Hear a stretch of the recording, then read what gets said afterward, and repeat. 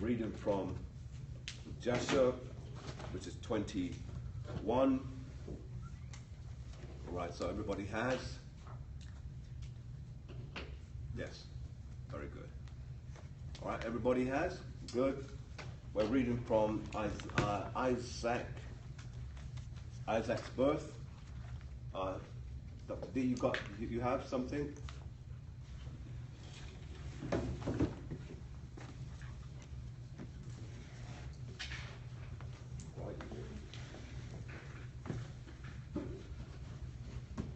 Oh, you've got it on that, man? Oh, you're very resourceful then. Okay. All right, so we need to do a little bit of speed reading today. So I'm going to have, since you haven't been here for a little while, Damien, you're going to begin. So we're going to begin Isaac's birth, and it was at that time at the end of a year and 4 months of Abraham's dwelling in the land of the Philistines. That's where we're going to take it up from. Okay? Okay. All right. So let's begin. I need it to be a little bit more, speed it up a little bit. So are we good, ma'am? Everybody ready? Let's go. Let's read. And it was at that time, at the end of the year, and 4 months of Abraham's dwelling in the land of the Philistines, in Gerar, that God visited Sarah, and the Lord remembered her, and she conceived and bare a son to Abraham. And Abraham called the name of the son which was born to him, which Sarah bare to him, Isaac. And Abraham circumcised his son Isaac at 8 days old, as God had commanded Abraham to do, unto his seed after him. And Abraham was 100, and Sarah 90 years old, when Isaac was born to them. And the child grew up, and he was weaned. And Abraham made a great feast upon the day that Isaac was weaned. And Shem and Eber and all the great people of the land, and Abimelech, king of the Philistines, and his servants, and Phicol, the captain of his host, came to eat and drink and rejoice at the feast which Abraham made upon the day of his son Isaac's being weaned. Also Terah, the father of Abraham, and Nahor, his brother, came from Haran, they and all belonging to them, for they greatly rejoiced on hearing that a son had been born to Sarah. All right, now, they're from, where are they from? Terah? Or Haran, okay. And where is that? Can anyone tell me? Therefore, where are they from? Spell it, please. H-A-R-A-N.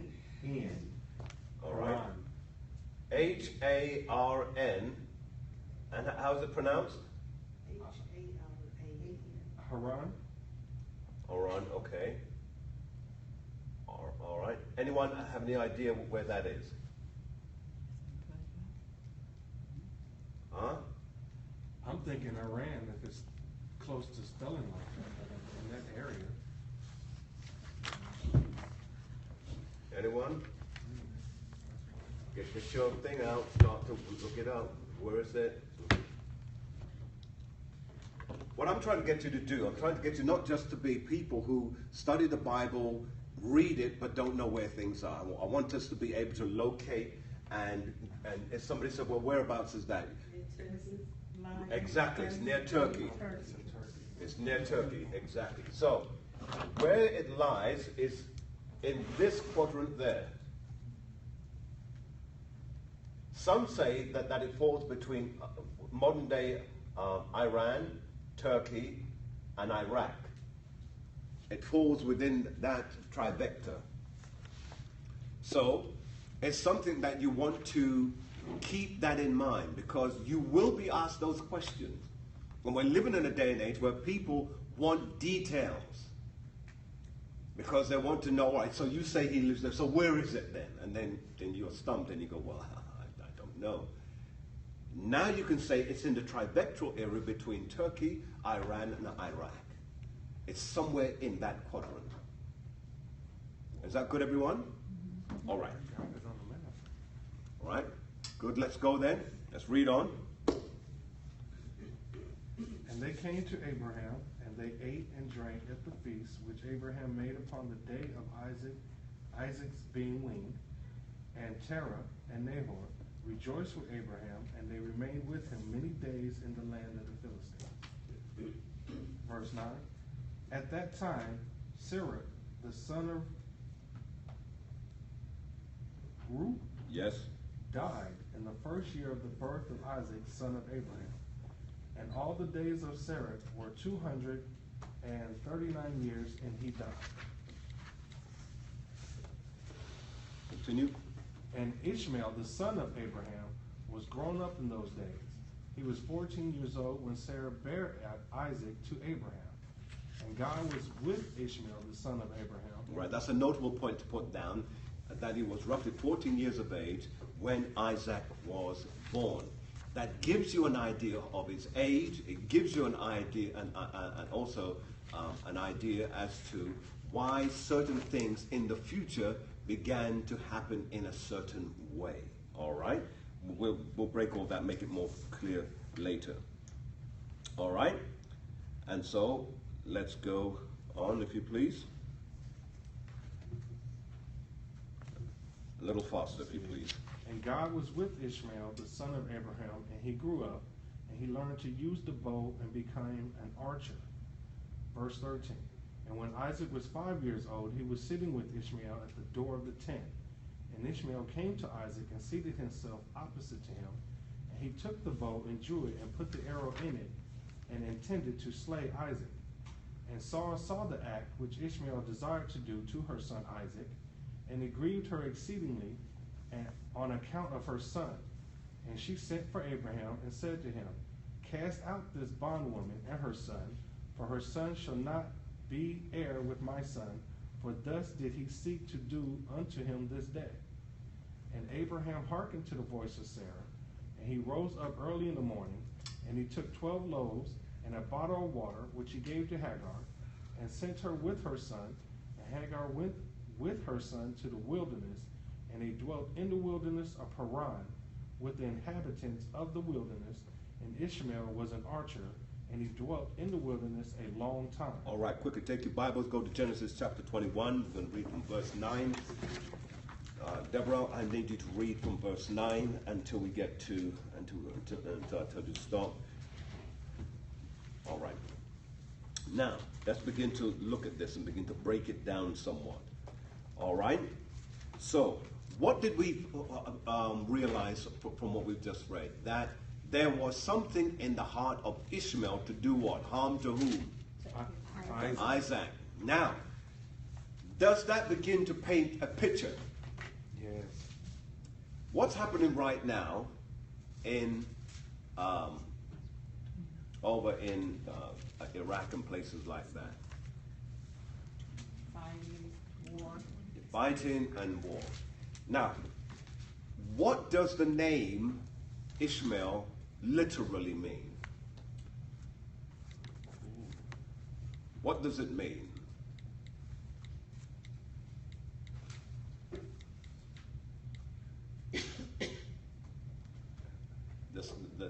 The silence is killing me in here.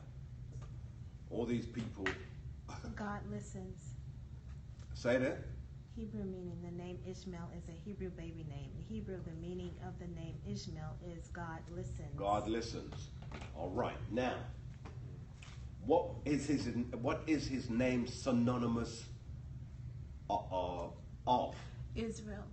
It sounds similar to Israel? No. Good attempt, but no. Ishmael? Islamic. Yes, indeed. Yes, indeed.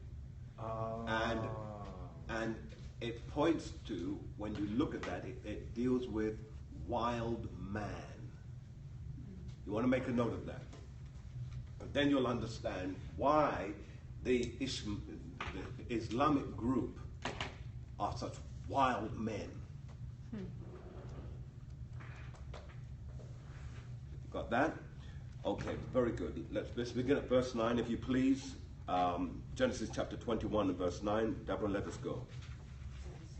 saw the son of Hagar the Egyptian, which she had born into Abraham, mocking. Wherefore she said unto Abraham, cast out this bondwoman and her son, for the son of this bondwoman shall not be heir with my son, equal with Isaac. Continue. Thing very grievous in Abraham's sight because of his son.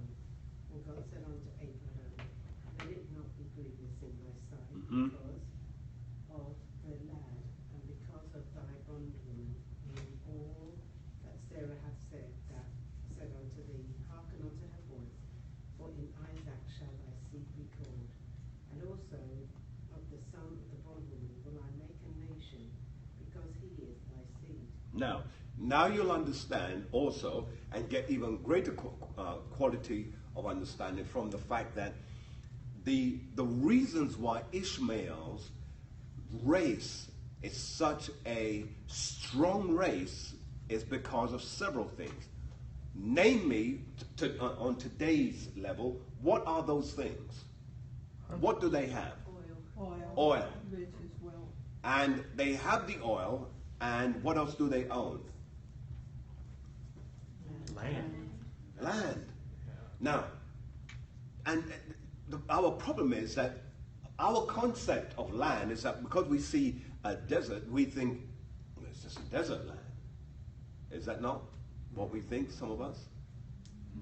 I mean, be honest with me. I mean, you don't think of desert and dirt in the same respect, do you? No. We just don't. But what you must understand from Ishmael's perspective is that everything to do with the land that they have right now, they have turned them into cities. If you ever get an opportunity to Google, and we will one day be able to Google and put it up on the screen so you can see, when you get to see what they have done with the land, it is mind-blowing. They've built cities, and their cities, by the way, surpass the cities of America. The scale and the opulence of it, the skyscrapers, the tallest building in the world exists in their world. Because they have the money to spend on it. They built towns that are empty. And if you go there, one of the things that you'll see, luxury apartments, empty. Houses, beautiful houses, empty. Because at a boom, when they were trying to bring people in, the reason why people then left, it was because they are indeed of wild men, because they are easy to be swollen up in their pride. And that is why people left that country, and you begin to see these abandoned, beautiful properties. But the reasons why they can continue is because, remember, they come from the lineage of who? Ishmael. Of Abraham. And Abraham now is the father of what? Many nations. What? Many nations. Many nations. But he's the father of what? We know him as what? If you were to describe him, how would you describe Abraham? What type of man is he? To go out and do the impossible and go into a place where God has sent him and there's nothing there, but go anywhere. What does it take for a man to do that? To walk in faith. He had faith. His faith. Some call him the godfather of faith. Why? Because to be able to step out at the word of God requires faith. Now, the reason why I'm trying to push it home to you is because I want you to understand this. These people have everything, and yet they have nothing. Because have you seen how many of them live? There is not even what you call a middle ground there. You either have the super rich or you have the super poor. Because they do not share their wealth. They keep it to themselves. Now, the thing that I want you to also generate in your mind is this. If you then be Hebrews, what does it mean that you have if you come from the line of Abraham? Come on, I need you to think a bit quicker. I've got a lot to take you through. I would need your mind to be a little bit more Heirs to quicker. that land. You got heirs to what? That land. We're heirs to that land. To some degree, but give me some more. If you are of the seed of Abraham, as one woman said, but Abraham's our father. And she was saying that out of boasting. Not a bad boast, mind. Because she was talking about this hill is where our father worshipped. So, if you are, what does it mean you have?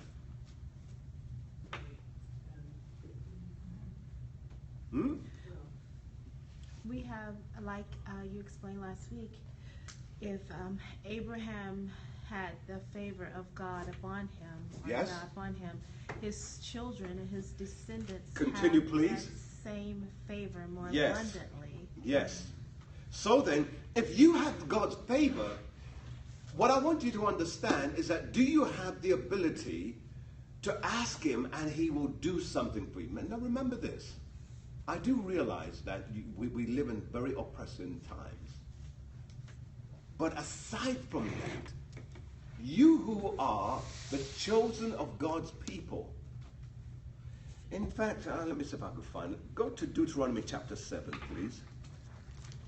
Keep your finger in Genesis, but go to Deuteronomy chapter 7. There's something there that scripture that's just sprung into my head. Deuteronomy chapter 7 and verse 6. Are you there? Amen. Let's read.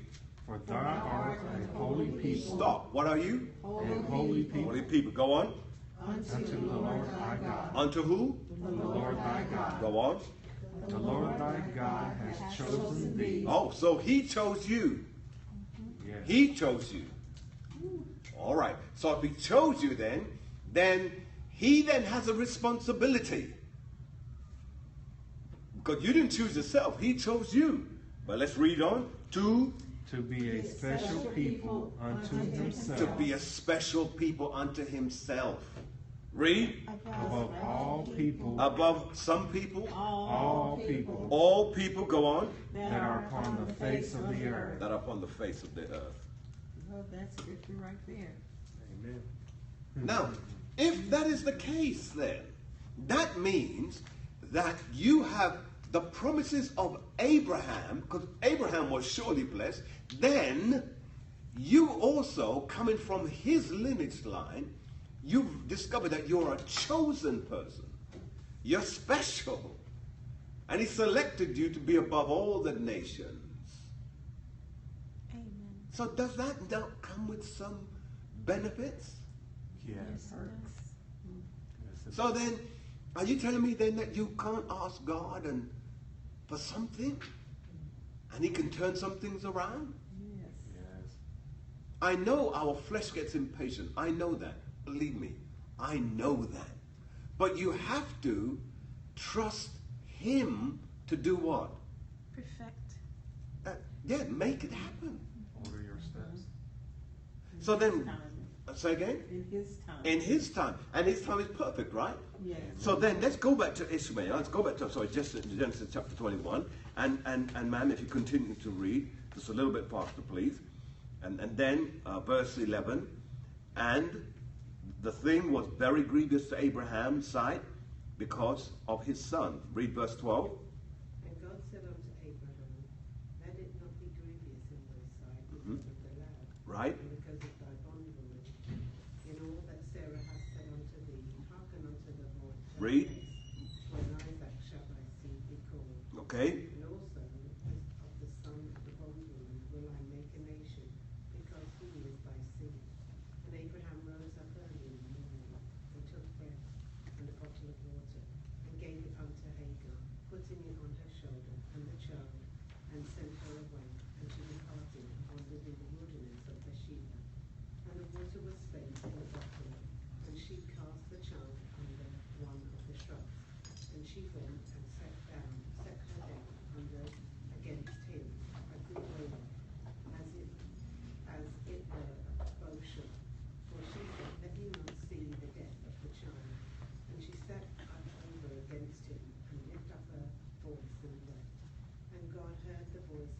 And God did what?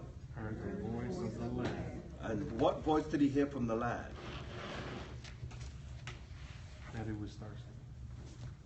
All right, go back to verse 16. Let's read it again. Everybody read verse 16, please. And she went and sat her down over against him, a good way off, as it were a bow shot. For she said, Let me not see the death of the child. And she sat over against him, and lifted up her voice and wept. Now read. What does it say? God heard the voice of the lad. Now the voice of the lad, but you heard it just say that it was talking about her. So what did God hear from the boy? That he was near death. He said he heard the voice of the boy. What is it speaking about? Yes, well, what did he hear? Clearly it says here, and God heard the voice of the lad. What did he hear? Maybe the lad was calling out to God. Because he was Abraham's seed, so Yes. maybe he was calling out to God for help. All right, but what does it say here? All right, let's go back because verse 15. And the water was In the bottle, and she cast the child under one of the shrubs. Go on. And she went and sat her down over against him a good way off, as it were a bow shot.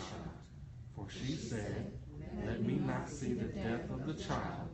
And she sat over against him, and lifted up her voice and wept. And God heard the voice of the lad.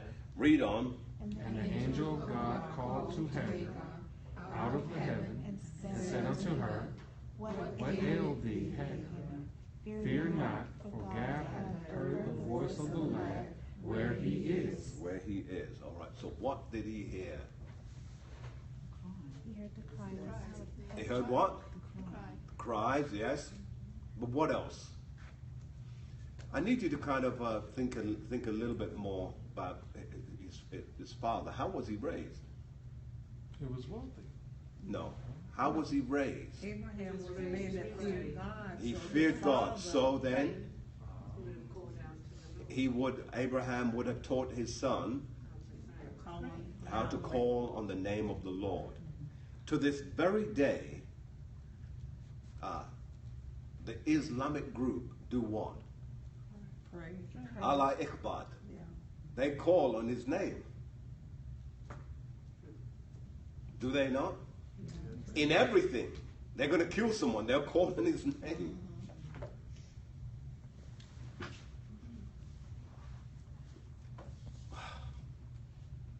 But I'll leave it there. I was going to take you further, but we can only do with as much as we can chew here. So read on a little bit more, and then it says, he heard the voice of, and then verse 18 says what?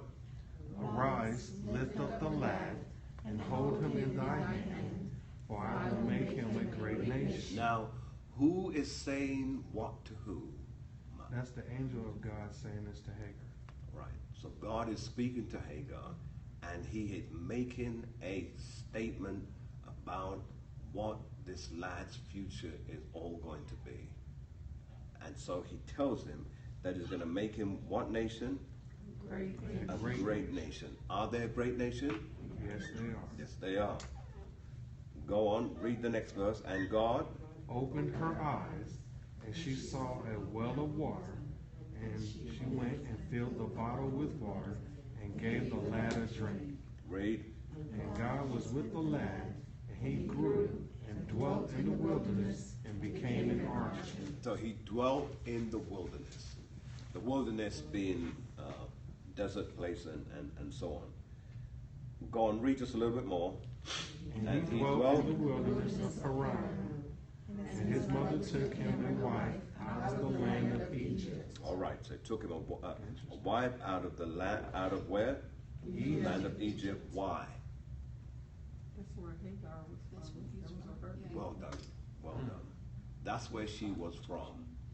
And in saying that, bringing someone in to her son, did something else. What did it do? It tied two nations together.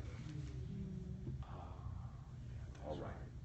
Let's stop here for a moment. Let's go back, if you please. I got a question. Yes, sir. Since it tied two nations together, was it not, who was that? That was,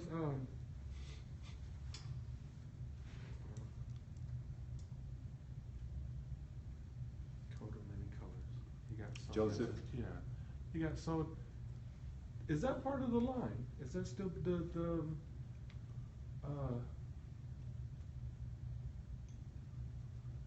the slavers were part of the line of Ishmael? Continue. Is that what you mean, joining of the two nations? Because he later on brought Israel into Egypt, so therefore that brought both the nations together, right? You mean the Hamites? The Africans? Pretty much. Okay, his brothers sold. They needed food. They ended up coming. No, can't remember the story. I'm tired. But they ended up meeting again. They brought the whole clan. It was all of them. They ended up coming into Egypt. And if I read this somewhere. Does anyone, I mean, I know where he's trying to get to. I'm not going to help him much, but does anyone kind of see what he's trying to allude to? Well, yeah. It was Joseph. Yeah, Joseph, yes. They left Canaan because of the famine. They left Canaan and went to Egypt.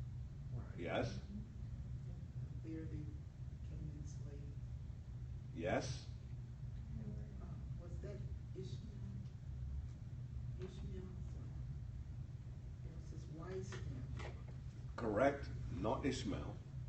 Ishmael became the Arabs. The Arab line comes out of Ishmael. All along what we call North Africa. Ishmael. Because he took the land, it tells you where he took the land, and when you look that up, you'll see that it goes all the way across that section there. All right? And all of that But was you're on the right track. Yes, ma'am? Would this have anything to do with the fact that during the slave trade, the more modern slave day, not back in that time, that some of the Ishmael's people, the Arabs, took some people back into slavery? They were the greatest slave traders of them all. When, I read that too. once they fled to Africa, I think it was 70 AD when Rome destroyed. 70 AD, and they that's fled correct. to Africa. Yes. But then I think you told us that after that, not only were the Edomites that took slaves, some of the Arabs took people, Good. Hebrews. Before the Edomites actually began the slavery, the major slavery traders, the major slave traders were the Arabs. They were more cruel. They were castrated. Yeah, they were more cruel because remember, what was in Ishmael way back then, the mother saw it. Right. That's why I was waiting to see where you were going with it. The I read mother that saw it, and she saw that in this particular young man, there is an envy because he felt like he should be the seed of promise, but he wasn't. And in truth, he was the eldest. The eldest gets double of everything. But he did get double because his father blessed him before he left. But what did God also do? Made him a great nation. Bless him also. So he did get a double blessing from the father, which meant that whatever blessing was on the father would also go to him. And then he blessed him also independently and spoke a word of greatness upon him that his nation would be great. And they are today. Go ahead, ma'am. Because they turn to Islam, they don't serve Yahweh. So No. how does that fit into even though he was the seed of Abraham. Yes. They went astray. The teaching of Ishmael and Islam is quite clever. And when you begin to study it, they believe in many of the things that we believe in, but they put their own spin on it. They've always believed in a prophet coming. That's why you find the Muslim religion always refers to a prophet. And that's why in the black Muslim, they believe in the prophet Elijah Muhammad. But again, they're gone astray because they are looking at it from a completely different perspective. The key, however, is that you have to look at this from the perspective of Isaac and Isaac alone, because Isaac is the true heir. He's the son of promise. And in fact, as we read on, I think a few things is going to be made clear here. All right, well, back to you, sir. So I want to see if we can cover this, because we want to cover quite a number of verses here. So let's begin where we left off. Okay. I believe it was verse 17. Go ahead.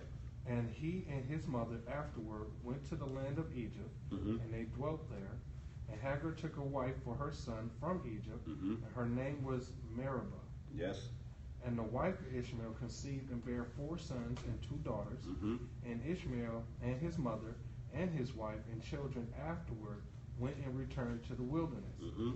And they made themselves tents in the wilderness, in which they dwelt, and they continued to travel, and then to rest monthly and yearly. And God gave Ishmael flocks and herds and tents on account of Abraham his father, and the man increased in cattle. And Ishmael dwelt in the deserts and in tents, traveling and resting for a long time. And he did not see the face of his father. And in some time after, Abraham said to Sarah his wife, I will go and see my son Ishmael, for I have a desire to see him, for I have not seen him for a long time. And Abraham rode upon one of his camels to the wilderness to seek his son Ishmael, for he heard that he was dwelling in the tent in the wilderness with all belonging to him. And Abraham went to the wilderness, and he reached the tent of Ishmael about noon, and he asked after Ishmael, and he found the wife of Ishmael sitting in the tent with her children, and Ishmael her husband and his mother were not with them. And Abraham asked the wife of Ishmael, saying, Where has Ishmael gone? And she said, He has gone to the field to hunt. And Abraham was still mounted upon the camel, for he would not get off to the ground, as he had sworn to his wife Sarah that he would not get off from the camel. And Abraham said to Ishmael's wife, My daughter, give me a little water that I may drink, for I am fatigued from the journey. And Ishmael's wife answered and said to Abraham, We have neither water nor bread. And she continued to sit in the tent and did not notice Abraham, neither did she ask him who he was. But she was beating her children in the tent, and she was cursing them. Glory. And she also cursed her husband Ishmael and reproached him. And Abraham heard the words of Ishmael's wife to her children, and he was very angry and displeased. And Abraham called to the woman to come out to him from the tent. And the woman came and stood opposite to Abraham, for Abraham was still mounted upon the camel. And Abraham said to Ishmael's wife, When thy husband Ishmael returneth home, say these words to him. A very old man from the land of the Philistines came hither to seek thee, and thus was his appearance and figure. I did not ask him who he was, and saying, Thou wast not here, he spoke unto me and said, When Ishmael thy husband returneth, tell him thus did this man say, When thou comest home, put away this nail of the tent which thou hast placed here, and place another nail in its stead. And Abraham finished his instructions to the woman, and he turned and went off on the camel homeward. And after that, Ishmael came from the chase, he and his mother, and returned to the tent, and his wife spoke these words to him. A very old man from the land of the Philistines came to seek thee, and thus was his appearance and figure. I did not ask him who he was, And seeing thou wast not at home, he said to me, when thy husband cometh home, tell him, thus saith the old man, put away the nail of the tent which thou hast placed here, and place another nail in its stead. And Ishmael heard the words of his wife, and he knew it was his father, and that his wife did not honor him. And Ishmael understood his father's words that he had spoke to his wife, and Ishmael hearkened to the voice of his father, and Ishmael cast off that woman, and she went away. And Ishmael afterward went to the land of Canaan, and he took another wife, and he brought her to his tent, to the place where he then All right, was. we need to stop there. I think we need to stop there. Yeah, 'cause that just, Huh? Wow. So, your thoughts, please, because this is loaded now. yeah. You know. Yeah. I knew that's what he was talking about, but she didn't understand. No, she didn't. She didn't. And she just. Cast off the what? And Nail. put another one in its place. Glory. you didn't get it fully because that's heavy. She wasn't repeating it right. If she had known, like, she was really sealing her own fate. Yeah, she really was. I had a feeling though when she first said it. Because if she didn't ask who the man was. So she did not act as a host with dignity. She was beating the children. And cursing them. I'm sorry? And cursing And them. cursing them. And not just cursing them, cursing the very one who helped to produce them. Right. Right. And he's out there doing what? Getting food for the Getting family. food for the family. Hell no. Man. So you go to the And then she disrespected Abraham, which was a man. And with God's own disrespected him. heart. Well, the tradition that there was, the first thing that she should have done, well, let's back up a little bit.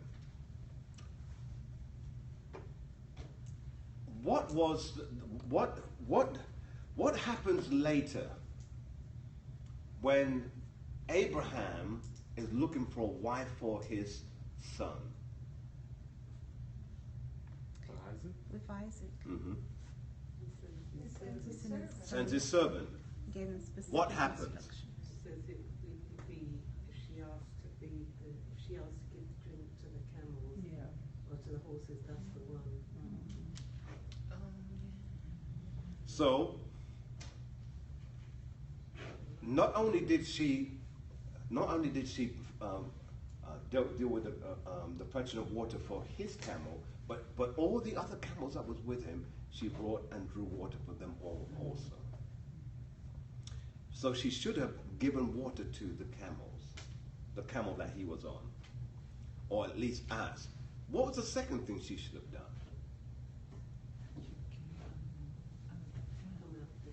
Come out of the tent. Yeah. Oh, Acknowledge his presence. Well, yeah, you've got to come out of the tent. All right. What's another thing that she should have done? Asked Offered him one. Offered him water. But furthermore, He had to ask for it. She didn't no, require us but to- further, yeah, but he had to ask for it, which was off completely. But what was the tradition of Palestinians of that day? After traveling a long while, what do you do? Offered him. You wash their feet. Oh, yeah. That's right. Because the height of hospitality is to suggest, please come off your camel. I will see to it that they are watered and fed, and let me have your feet washed so that you can come into the tent. And she didn't do that. Yes, ma'am. But because she was Egyptian, Mhm. was that wasn't a thing that they knew to do because it Oh, was a oh yes. They. You see, Hebrews. with Bedouins, that they understood the rule of the desert, because it was likewise. Even if you didn't live in a tent and you lived in a house before the person, you'd wash their feet. Remember, Abraham offered to wash when God turned up to his house for lunch, to wash his feet and to prepare the finest lamb that they had for a feast. So as an Egyptian woman, she still should have known. She would have known this. Because remember what does a mother-in-law do? What's one of the major jobs of a mother-in-law to a daughter-in-law? Teach. Even in the New Testament, it speaks about the elderly woman teaching the younger women, as the elderly men teaching the younger men. It is a responsibility that you have that must be carried out. And this is the problem we have today. No one's teaching anyone anything. Oh, understatement. Understatement. They don't want to listen. Yeah. And some are too full of themselves, that's true, and don't want to listen. But there is so much information to be passed down to the next generation, so much. I love to listen to what they have to say, but we're in a generation that they don't have time. Or they know, I know, if you try to tell them, I know. Hello. That's what I find. I know. When you're trying to tell them something. Yeah, yeah, I've heard that too. I know. It's not a good statement. Sometimes it's good to not say anything and do what? Listen. My mother used to say there's a reason why God made you with 2 ears. Twice as much of this and very little of this. Yeah, she told me some things, all right. Okay. Let's read on. So, let's read on a little bit. So, 35, and let's go back to 35. I would like to hear that again. And Ishmael hearkened unto the words of his wife, and he knew that it was his father, and that his wife did not honor him. Read. And Ishmael understood his father's words that he had spoken to his wife.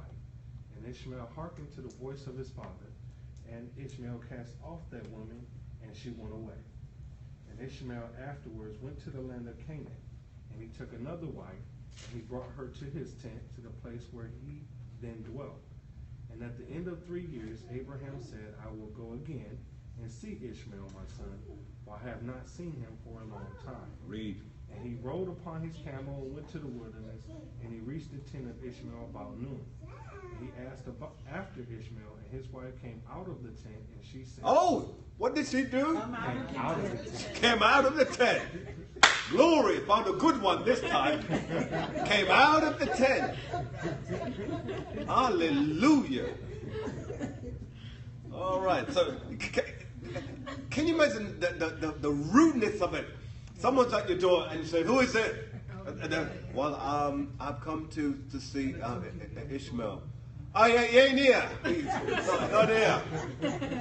So, where is he? He's gone hunting. I don't know wherever he is. Do you know how rude that is? I mean, you know how that is. Right. Now, this one comes out of the tent. Glory be to the Most High. Now, there must be more coming from her. All right, let's read. He is not here, my Lord. And she called him my Lord. She honored him. Isn't that something? Yes. Remember, it was Sarah who said she called her husband Lord. It's a quality that a wife must have to her husband. Naturally, he has to earn it, but it's a quality. And who makes a man feel like a man? His wife or his woman. A good woman makes a man feel like a man, is the old expression. But let's continue on. Let's read. What does it say? He is not here, my Lord, for he is going to hunt in the fields and to feed the camels. And the woman said to Abraham, turn in, my Lord, into the tent and eat a morsel of bread, for thy soul must be worried on account of the journey. Look at that. Oh, she's good.